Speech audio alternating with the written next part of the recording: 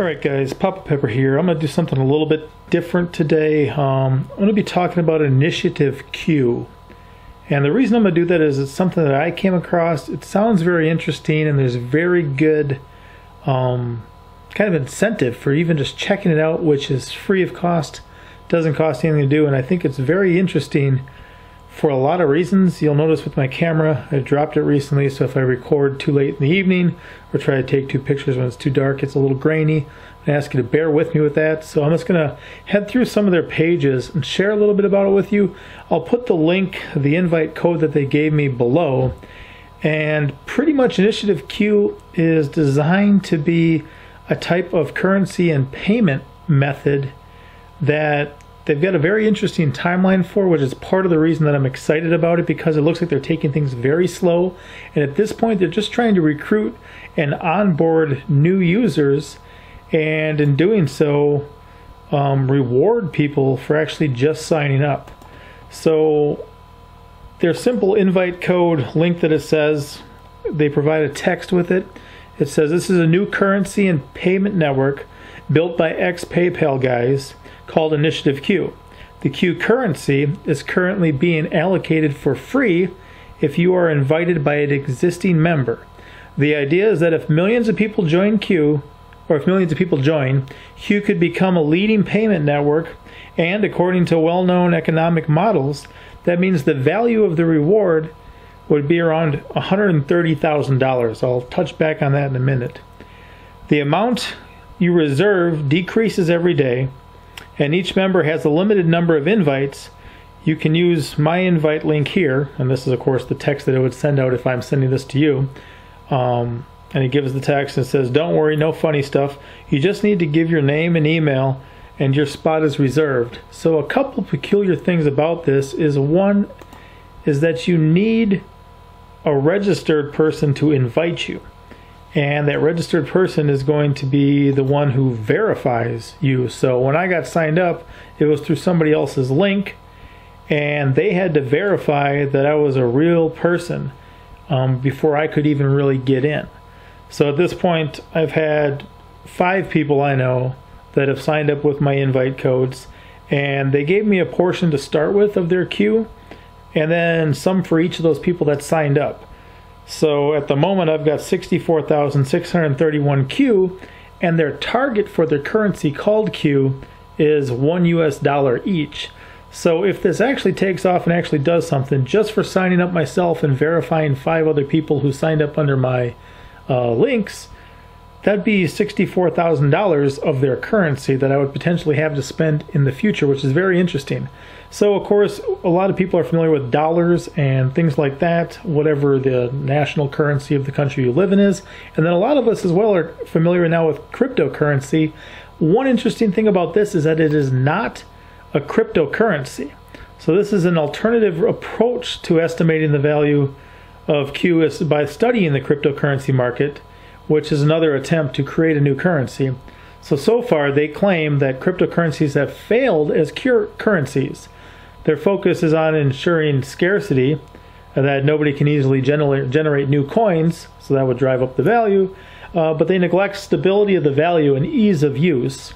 This makes them ill-suited for trade and nearly all activity fueled by speculation. So that's kind of their belief about cryptocurrencies. And then also they get into some things with just the amount of energy that it requires to do cryptocurrencies, just with all the witnesses, the miners, that type of stuff, where they say there's other economic models in place that can secure, authenticity, that they kind of think that cryptocurrency is obsolete, which is very peculiar. I mean, I only got into the crypto market less than 3 years ago, and have been learning about that. So to kind of hear that point of view, I'd never heard that before. As far as obtaining the Qs, they give you some when you register, and then as you invite others, they give you more if you verify them. So they say, why would they give away free Qs? The greatest challenge in creating a new payment system is how to convince everyone, buyers and sellers, because that's what they're trying to do. They're trying to have a market where people can come sell things and purchase things and use this currency Q which, rather than people all using, pounds and yen and US dollars, that everyone would just have Q in this system. So they're enticing people to join one, the network's still small, and reserving high Q rewards for those signing up early overcomes this concern and will allow them to be able to build a payment network that is decades ahead of anything else. So very, very interesting. Like I said about their timeline, this will get into it a little more here, but they're still very early on this, and they've got a very interesting roadmap. A lot of people these days are quick and easy. They want it now. So this roadmap kind of struck me as different, kind of like the fact this wasn't a cryptocurrency. It struck me as different. Here they say that this roadmap carries many risks and challenges. There's no guarantee any of these steps will successfully be completed. So at the moment, I want you to consider that. I have signed up for this, and all it really took is my name and email, and I just put my name down as Papa Pepper, okay? And I had a valid email. I got a link there, that I confirmed that was me, that was my email, and they do have some stuff to make sure that people just aren't putting in all sorts of names, all sorts of emails, just trying to get themselves all sorts of rewards. But there is no guarantee anything's ever going to happen to this. So far, I've spent some time reading and researching, which this information, even if it doesn't apply here, it's interesting to think about and contemplate. And then just by providing an email, I have an amount of Q at the moment. Whether anything happens with it or not, we have no guarantees, but just like if I bought a cryptocurrency, I have no guarantee it's ever going to be worth more. I could lose everything. Same thing if I bought a stock or, some other business venture deal. So from mid-2018 to mid-2019, they're just trying to recruit members. They just want people to sign up and be part of the Q network, to be holding some of their currency Qs. And they're hoping that maybe tens of millions of people could be reached during this time. Then they want to develop the payment network after that, which as well I thought was interesting because it seems different than what you would normally see. So what they want to do is kind of onboard millions of potential users, and then once they do that, they want to develop the actual payment network. And then in 2020, they want a selection of Q launch locations. So the target is chosen areas that should include over 1% of the global population and have over 5% of the local population registered with Initiative Q. So this gets into some pretty interesting stuff. And then in 2020 to 2021, they want to have their seller recruitment campaign, and their target there is to recruit sellers committed to accepting Qs as the payment upon launch. Physical stores accounting for 10% of the trade volume, and then of course online stores covering more than 50% of that. And they would want competitive prices kind of compared to other online stores and things like that. In 2020 as well, they want the formation of the monetary committee to recruit leading monetary experts, to form a monetary committee that's independent of the Initiative Q company, and establish some governance by which the Initiative Q stakeholders can replace these members of the committee. And then from late 2020 to 2021, they want the accumulation of the initial monetary reserves, so to sell the future Qs to investors for at least $100 million in USD. And that's an interesting thing too, because by that point, we're talking 2 to 3 years in the future, that if this has actually built itself up to something where people are excited about it and willing to buy into it, anyone who got into it at this stage is going to be, very well off. Like I said, even if I wind up with a couple thousand or a couple tens of thousands of dollars that I could potentially buy things that are being sold in this market, that's not exactly going to be a bad thing. Of course, as we think about a one world government, one world currency, these type of things, this could be one of the predecessors to that. So I'm not going to say that I'm ignorant of that or that that's not a potential thing. But again, something just to consider. And then they're going to have the distribution of the payment app, and they would like to get 25% of registered users to install the app before launching the payment network, also in late 2020 to mid 2021. They want to recruit some different agents in selected locations. just kind of with regulatory licenses, customer support, seller integration. They want to start the seller integration in 2020 to 2021 and get about 25% of the registered sellers to accept Q upon the launch of the payment network.